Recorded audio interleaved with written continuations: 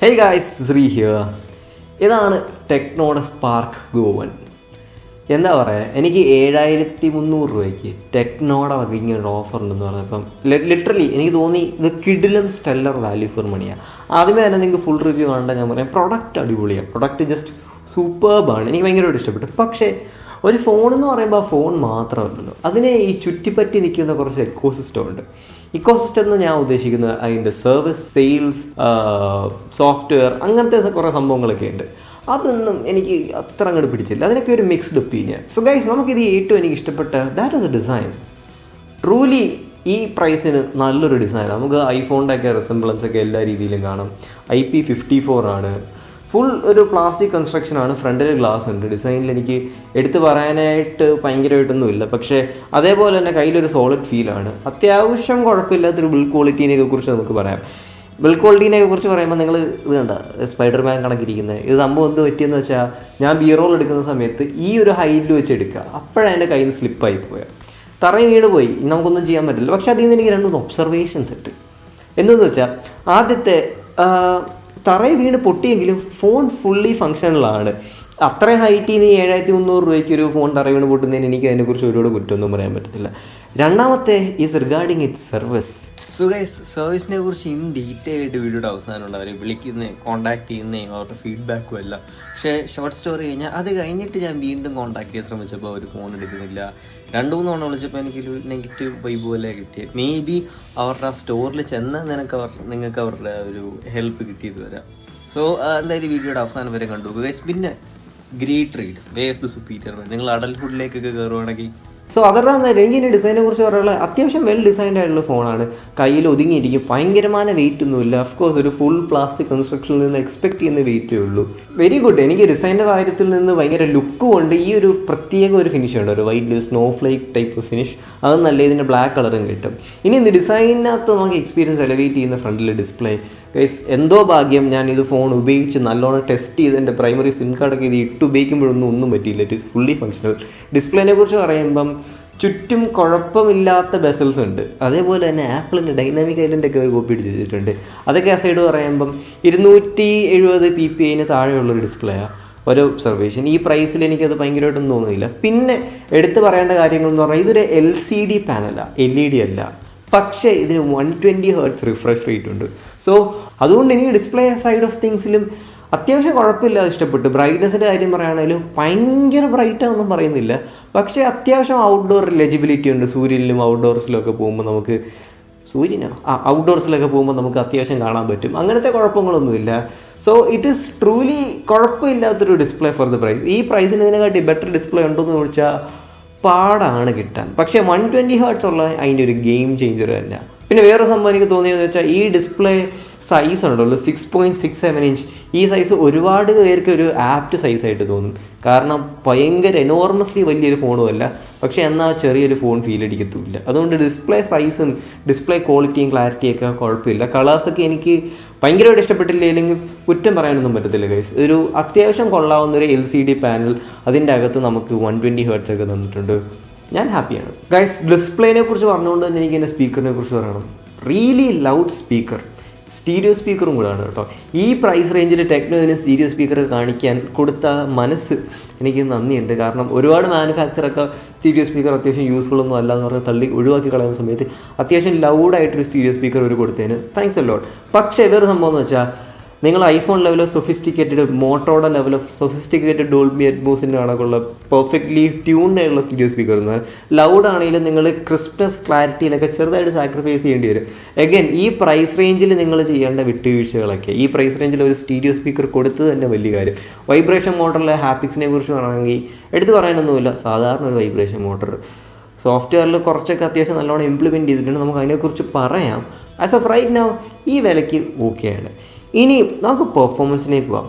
So guys, ഇതിൻ്റെ processor എന്ന് പറഞ്ഞൊരു 12 നാനോമീറ്റർ ചിപ്സെറ്റാണ്. അതിൻ്റെ പേര് യൂണിസോക്ക് T1615 എന്നാണ് തോന്നുന്നത്. ഗൈസ്, ഇതിനെക്കുറിച്ച് ഞാൻ പഠിച്ചതും നോക്കിയപ്പോഴൊക്കെ ഒരുപാട് ഫോൺസിനകത്തൊന്നും ഈ പ്രോസസ്സർ ഇല്ല, ബഡ്ജറ്റ് ഓറിയൻറ്റഡ് ആണെങ്കിൽ തന്നെ. പക്ഷേ എൻ്റെ പേഴ്സണൽ എക്സ്പീരിയൻസ് എന്ന് ഞാൻ പറയുക, എനിക്ക് പെർഫോമൻസ് അത്യാവശ്യം ഇഷ്ടപ്പെട്ടു. ഞാൻ ഓഫ് കോഴ്സ് ഈ ഒരു പ്രൈസ് റേഞ്ചിൽ ഒരാൾ ഈ ഫോൺ എങ്ങനെ ഉപയോഗിക്കേണ്ട ആ രീതിയിൽ തന്നെ ഉപയോഗിച്ചേക്കുന്നത്. യൂട്യൂബ്, വെബ് സർഫിങ്, കാഷ്വൽ, പാട്ട് കേൾക്കൽ അങ്ങനത്തെ പരിപാടിക്കൊന്നും ഒരു പ്രശ്നവുമില്ല. പിന്നെ മാലിയുടെ ഒരു GPU ഡെഡിക്കേറ്റഡ് ID ചിപ്സ് എൻ്റെ കൂടെ കൊടുത്തിട്ടുണ്ട്. ഞാൻ PUBG ഒന്നും കളിക്കാൻ നിന്നിട്ടില്ല, സത്യം പറയാനില്ല. പക്ഷേ ഈ ഹിൽ ക്ലൈംബ് റേസിങ്ങിൻ്റെ കണക്ക് കുഞ്ഞു കുഞ്ഞു ഗെയിമൊക്കെ കളിക്കുമ്പം നിങ്ങൾക്ക് ആ ഒരു നിങ്ങളൊന്നും സാക്രിഫൈസ് ചെയ്യുന്നത് മിസ് ഔട്ട് ചെയ്യുന്നതെന്ന് തോന്നുന്നില്ല ഈ പ്രൈസ് റേഞ്ചിൽ.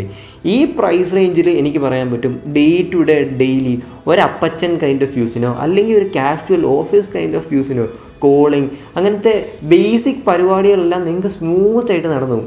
അതിൻ്റെ കൂടെ തന്നെ ചെറുതായിട്ടുള്ള GPU എക്സ്റ്റൻസീവ് അല്ലെ GPU യൂട്ടിലൈസ് ചെയ്യുന്ന ടാസ്ക് ലൈക്ക് സിമ്പിൾ ഗെയിമിങ്, സിമ്പിളായിട്ട് ഫോട്ടോസ്, വീഡിയോസ്, ഗാലറീസ് അങ്ങനത്തെ പരിപാടിക്കൊന്നും ഒരു കുഴപ്പമില്ല കേട്ടോ. ശരിക്കും ഈ പ്രൈസ് റേഞ്ചിൽ എനിക്ക് ഈ പ്രോസസ്സറിനെ കുറിച്ച് എക്സ്പെക്റ്റേഷൻസ് ഒന്നുമില്ല. പക്ഷേ എൻ്റെ യൂസേജ് വെച്ച് എനിക്ക് മനസ്സിലായി നല്ലൊരു പെർഫോമൻസ് ഉണ്ട് ഈ പ്രൈസ് റേഞ്ചിൽ. ഹീറ്റിങ്ങിനെ കുറിച്ച് പറയുകയാണെങ്കിൽ 12 നാനോമീറ്റർ ആയതുകൊണ്ട് ഞാൻ വിചാരിച്ചു ഭയങ്കരമായിട്ട് ഹീറ്റ് ആകും, ഭയങ്കരമായിട്ട് ബാറ്ററി ഡ്രെയിനും ഒക്കെ ഉണ്ടാകുമെന്ന്. സിമ്പിൾ യൂസിന് എനിക്ക് അങ്ങനെയൊന്നും തോന്നിയില്ല കേട്ടോ.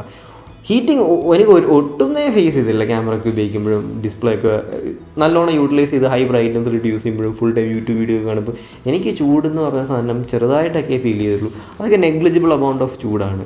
പിന്നെ ബാറ്ററി ഡ്രെയിനിനെ കുറിച്ച് പറഞ്ഞാൽ ഗൈസ് 5000 mAh ബാറ്ററിയാണ്. ഞാൻ നേരത്തെ പറഞ്ഞില്ലേ ഒരു സിമ്പിൾ ബേസിക് യൂസിനകത്ത് ഞാൻ വിചാരിച്ചതിനെക്കാട്ടി എനിക്ക് ബാറ്ററി കിട്ടും. 1 ഡേ നിങ്ങൾക്ക് സുഖമായിട്ട് കിട്ടും. ഒരു 6 to 6.5 hours screen on time കിട്ടും. അതിൻ്റെ കൂടെ തന്നെ നിങ്ങൾക്ക് ശരിക്കും ഇതിനകത്ത് സോഫ്റ്റ്വെയറിൽ battery saver, ultra power saving mode എന്നൊക്കെ പറഞ്ഞ് മോഡൊക്കെ അതൊക്കെ ഇട്ട് പുഷ് ചെയ്ത് വളരെ ബേസിക് യൂസൊക്കെ ആണെങ്കിൽ നിങ്ങൾക്ക് മേ ബി 1.5 day ഒക്കെ പുഷ് ചെയ്യാൻ പറ്റുന്നൊരു ഫോൺ തന്നെയാണ്. ബാറ്ററി ലൈഫിലും ഞാൻ സത്യം പറയാമല്ലോ ഞാൻ സാറ്റിസ്ഫൈഡ്. ഒരു സെക്കൻഡറി ഫോണൊക്കെ ആയിട്ട് ഉപയോഗിച്ചപ്പം എനിക്കിതിനകത്ത് വേണ്ട കോൾ ക്വാളിറ്റി ഒക്കെ ഉണ്ടായിരുന്നു. കോൾ ക്വാളിറ്റി അവരുടെ എൻഹാൻസ്ഡ് AI സൊഫിസ്റ്റിക്കേഷൻ എന്തൊക്കെയോ സാധനങ്ങളൊക്കെ ഉണ്ട്. അങ്ങനെ കോളിൻ്റെ കാര്യം ഓപ്പോസിറ്റ് നിൽക്കുന്ന ആളുടെ എടുത്ത് ഞാൻ ചോദിച്ചതുമില്ല, അവരാരും ഇങ്ങോട്ടൊന്നും എടുത്ത് പറഞ്ഞുമില്ല. അങ്ങനത്തെ കാര്യങ്ങളും പ്രശ്നങ്ങളും ഒന്നുമില്ലായിരുന്നു. പിന്നെ കേസ് എടുത്ത് പറയേണ്ട ഒരു സംഭവം എന്ന് വെച്ചാൽ ഇവർ 8 GB RAM കൊടുക്കുന്നുണ്ട്, 64 GB internal storage base variant, അതേപോലെ തന്നെ മൈക്രോ SD കാർഡ് നിങ്ങൾക്ക് ഇടാൻ പറ്റും. പിന്നെ ഏറ്റവും വലിയ സംഭവം എന്ന് വെച്ചാൽ ഈ സാധനം പറഞ്ഞാ ഈ ഒരു കുഴി ബാക്കിയുള്ള കമ്പനിയൊക്കെ ഈ കുഴി ഭയങ്കരമായിട്ട് ചാർജിങ് സ്പേസ് എടുക്കുമെന്ന് പറഞ്ഞാൽ അവോയ്ഡ് ചെയ്യുമ്പോൾ ഇവരിത് കൊടുത്തിട്ടുണ്ട്, ഹെഡ്ഫോൺ ജാക്ക് കൊടുത്തിട്ടുണ്ട്. എന്താ ചെയ്യുക, നല്ല കാര്യം. ഗൈസ് ഇനി നമുക്ക് ക്യാമറാസിനെ കുറിച്ച് പറയാം. ശരിക്കും എന്താ പറയുക, നിങ്ങൾ തന്നെ ഈ ഫോട്ടോസിൻ്റെ സാമ്പിൾസ് എടുത്ത് നിങ്ങൾ ജഡ്ജ് ചെയ്യും. എനിക്ക് സത്യം പറഞ്ഞാൽ തോന്നി ഈ പ്രൈസ് റേഞ്ചിന് അത്യാവശ്യം വെൽ ലിറ്റ് ആയിട്ടുള്ള സെനേരിയോസിൽ എടുക്കുമ്പം അത്യാവശ്യം നല്ല ഫോട്ടോസ് കിട്ടും. അഗൈൻ നിങ്ങൾ ഭയങ്കരമായിട്ട് സൂം ഇൻ ചെയ്തോ ക്രോപ്പ് ഇൻ ചെയ്തൊക്കെ എടുക്കുമ്പോൾ അതിൻ്റെ ക്ലാരിറ്റിയും ക്വാളിറ്റിയൊക്കെ ലോസ്റ്റ് ആകും. ഞാൻ ക്യാമറ സ്പെക്കൊന്നും വായിക്കുന്നൊന്നുമില്ല, വളരെ ബേസിക് ആയിട്ടൊരു ക്യാമറ സെറ്റപ്പാണ് ഇവിടെ കൊടുത്തേക്കുന്നത്. കുഴപ്പമില്ലാത്ത ക്യാമറാസ്. വീഡിയോ സൈഡിലേക്ക് വരുമ്പോൾ 1080p 30 fps ഉള്ളൂ. വീഡിയോസൊന്നും ഭയങ്കരമായിട്ട് സ്റ്റേബിളൊന്നുമല്ല. ഇതിൻ്റെ AI പ്രോസസ്സിങ് ഉണ്ടല്ലോ, അതെനിക്ക് സത്യം പറഞ്ഞാൽ എനിക്ക് ഇഷ്ടപ്പെട്ടു. അത്യാവശ്യം സാച്ചുറേറ്റഡ് ആക്കി ഓവർ ഷാർപ്പൻ ചെയ്യാതെ തന്നെ ഒരു കോൺട്രാസ്റ്റി ഫീൽ ഓഫ് റിച്ച് ഫോട്ടോസിൻ്റെ ലുക്ക് കിട്ടി. ഫോട്ടോസിനെ കുറിച്ച് എനിക്ക് ഇത്രയേ ഉള്ളൂ. നല്ല ലിറ്റായിട്ടുള്ള വെൽ ലിറ്റ് സെനേരിയസിലും നിങ്ങൾക്ക് അത്യാവശ്യം നല്ല ഫോട്ടോസ്. ലോ ലൈറ്റിലേക്ക് വരുമ്പം ഭയങ്കര ഇമ്പ്രസീവ് ആയിട്ടൊന്നും എനിക്ക് തോന്നിയില്ല. പക്ഷേ ലോ ലൈറ്റിൽ സെൽഫി എടുക്കാൻ വേണ്ടി നിങ്ങൾക്ക് ഫ്രണ്ടിലൊരു ഫ്ലാഷ് ഉണ്ട്, വലിയ കാര്യമാവും. ശരിക്കും ഞാനത് ഒരുപാട് ഫോണിലൊന്നും കണ്ടിട്ടില്ല കേട്ടോ. അത് നല്ല രസമുണ്ട്. ഇതിനകത്ത് നമുക്ക് ടോർച്ചൊക്കെ ഉപയോഗിക്കും, മറ്റേ ഡുവൽ ഫ്ലാഷ് മോഡ് എന്ന് പറഞ്ഞ സാധനമുണ്ട്. അത് ഉപയോഗിക്കുമ്പോൾ ഫ്രണ്ടിലും ബാക്കിലും ടോർച്ച് എത്തി രാത്രിയൊക്കെ കൊണ്ട് സൈഡ് ഇങ്ങനെ നല്ല രസമാണ്. എന്തായാലും സെൽഫി ലവേഴ്സിന് ഇത് അത്യാവശ്യം പ്ലീസ് ചെയ്യാനുള്ള കാര്യങ്ങളൊക്കെ ഉണ്ട്. ബ്യൂട്ടിഫിക്കേഷൻ മോഡൊക്കെ സെൽഫി എടുക്കുമ്പോൾ ചെറുതായിട്ടുണ്ടെന്നൊക്കെ എനിക്ക് തോന്നി. ബട്ട് ക്യാമറ ഹോൾ പാക്കേജും ഈ പ്രൈസ് റേഞ്ചും നോക്കുമ്പം എനിക്ക് തോന്നി അത്യാവശ്യം കുഴപ്പമില്ലാത്തൊരു ക്യാമറ സിസ്റ്റം ഉണ്ട്. പക്ഷേ നിങ്ങൾ മൈൻഡ് ബോഗറിങ് സാധനങ്ങളൊക്കെ എക്സ്പെക്ട് ചെയ്താൽ ഡിസപ്പോയിൻറ്റഡ് ആയിപ്പോവും. സ്റ്റാൻഡേർഡ് ഈ പ്രൈസ് റേഞ്ചിന് കൊടുക്കാൻ പറ്റുന്ന നല്ലൊരു ക്യാമറ സിസ്റ്റം. പിന്നെ ഗൈസ് ഇനിയും എനിക്ക് അത്ര അങ്ങോട്ട് പിടിക്കാത്ത ഒരു ഡൈജസ്റ്റ് ആവാത്ത കാര്യങ്ങളെ കുറിച്ച് പറയാം. ആദ്യത്തെ സംഭവം എന്ന് വെച്ചാൽ ഇവരുടെ ഈ ഒരു OS HiOS എന്ന് പറയണം, Android 14 out of the box വരുന്നുണ്ട്. ഇവർ ഈ 4 years of lag free experience എന്ന് എല്ലായിടത്തും പറയുന്നുണ്ട്, എല്ലാ രീതിയിലും അഡ്വർടൈസ് ചെയ്യുന്നുണ്ട്, ബോക്സിലും എല്ലാത്തിലും പറയുന്നുണ്ട്. പക്ഷേ അത് 4 years ഓഫ് OS അപ്ഡേറ്റ് ആണോ എന്ന് എനിക്ക് അറിയത്തില്ല. ഞാൻ അത് തപ്പിയിട്ടും എനിക്ക് അതിൻ്റെ ശരിയായിട്ടുള്ള ഉത്തരം കിട്ടിയില്ല. പക്ഷേ അതേസമയം നമ്മൾ സോഫ്റ്റ്വെയറിനെ കുറിച്ച് മാത്രം പറയുമ്പോൾ ഇതിൻ്റെ ഡിസൈൻ ഒരു ടിപ്പിക്കൽ ചൈനീസ് സോഫ്റ്റ്വെയർ ഡിസൈൻ. അത്യാവശ്യം ക്ലട്ടേർഡ് ആണ്, അത്യാവശ്യം സ്മൂത്താണ്, വലിയ പ്രശ്നങ്ങളൊന്നുമില്ല. പക്ഷേ എനിക്ക് 2-3 തവണ ആപ്പ് ക്രാഷായി. റാൻഡം ആപ്പ് ഞാൻ യൂസ് ചെയ്തിട്ട് നമ്മൾ ക്രാഷായി. അതേപോലെ തന്നെ വേറൊരു സംഭവം എന്ന് വെച്ചാൽ വൈഫൈ ഇടയ്ക്കിടയ്ക്ക് തന്നെ ഡിസ്കണക്റ്റ് ആയിരുന്നു. അതേപോലെ തന്നെ വൈഫൈ കണക്റ്റ് ആയിട്ട് എനിക്ക് സ്പീഡ് കിട്ടുന്നില്ല. ഇങ്ങനത്തെ ചെറിയ പ്രശ്നങ്ങളൊക്കെ ഞാൻ ഈ ഫോൺ വാങ്ങിച്ച് തുടക്കത്തിൽ ഉപയോഗിച്ചുകൊണ്ടിരുമ്പോൾ കിട്ടി. പക്ഷേ ഇവർ മെനഞ്ഞാന്നൊരു സോഫ്റ്റ്വെയർ അപ്ഡേറ്റ് വന്നു. അത് അപ്ഡേറ്റ് ഞാൻ ചെയ്ത് കഴിഞ്ഞിട്ട് ബഗ് ഫിക്സസൊക്കെ റാൻഡം അപ്ഡേറ്റ് ആയിട്ടാണ് വന്നത്. എനിക്ക് അതിന് ശേഷം ഇതൊന്നും എക്സ്പീരിയൻസ് ഇല്ല. സോഫ്റ്റ്വെയർ അപ്ഡേറ്റ് അവർ കൊണ്ടുവരുന്നുണ്ട്. പക്ഷെ എന്നാലും എനിക്കിപ്പോഴും പറയാൻ പറ്റും സോഫ്റ്റ്വെയറിൽ അവർക്ക് ഇച്ചിരിയുടെ റിഫൈനിങ് ആൻഡ് പോളിഷിങ് ചെയ്യാറുണ്ട്. അവരുടെ എസ്തെറ്റിക് അപ്പീലും ലുക്കും ഒക്കെ ഇച്ചിരിയുടെ എൻഹാൻസ് ചെയ്താൽ നമ്മൾ മലയാളികൾക്ക് ഇച്ചിരിയുടെ അപ്പീലിംഗ് ആയിട്ടൊരു സോഫ്റ്റ്വെയറിനെ കുറിച്ച് എനിക്ക് ഒരുപാട് കുറ്റം പറയാനൊന്നുമില്ല. ചെറുതായി അവിടെ ഇവിടെയൊക്കെ ബ്ലോട്ട് വെയർസ് ഒക്കെ ഉണ്ട്. പക്ഷേ ഒരു രീതിയിലും വെറുപ്പിക്കുന്ന രീതിയിൽ നിങ്ങൾ ആഡ് തരുന്നൊന്നും എനിക്കൊന്നും തോന്നിയിട്ടില്ല. എനിക്ക് പക്ഷേ ഓൾമോസ്റ്റ് ഞാൻ ഇനിഷ്യൽ എക്സ്പീരിയൻസ് ഉണ്ടല്ലോ ആ സോഫ്റ്റ്വെയറിൽ 2-3 ആപ്പൊക്കെ ക്രാഷായി. അപ്പോൾ എനിക്ക് ചെറുതായിട്ടൊരു ബാഡ് ഫീൽ അടിച്ചു. പിന്നെ അപ്ഡേറ്റിന് ശേഷം എനിക്ക് അങ്ങനെയൊന്നും ഉണ്ടായിട്ടില്ല. സോഫ്റ്റ്വെയറിൽ ഓക്കേഷ് ഫീലാണ്. ഇനിയും സെയിൽസ് ആൻഡ് സർവീസിനെ കുറിച്ച് നമുക്ക് സംസാരിക്കും. സോ ഗൈസ്, ഇവർക്ക് സെയിൽസ് എവിടെയാണ് ശരിക്കും? ഒരു കടയിൽ ഞാൻ കണ്ടിട്ടില്ല, ഒരു സ്ഥലത്തും ഞാൻ കണ്ടിട്ടില്ല. സർവീസിനെ കുറിച്ച് ഞാൻ തപ്പിപ്പിടിച്ച് നോക്കിയപ്പോൾ തിരുവനന്തപുരത്ത് കരവനയിൽ ഒരെണ്ണം ഉണ്ടെന്ന് തോന്നുന്നു.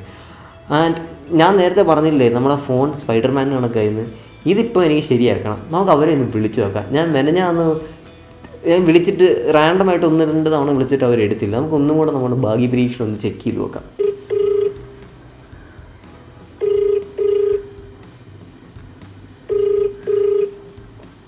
ബ്രോ, അവിടെ ടെക്നോയുടെ സർവീസ് ഉണ്ടോ?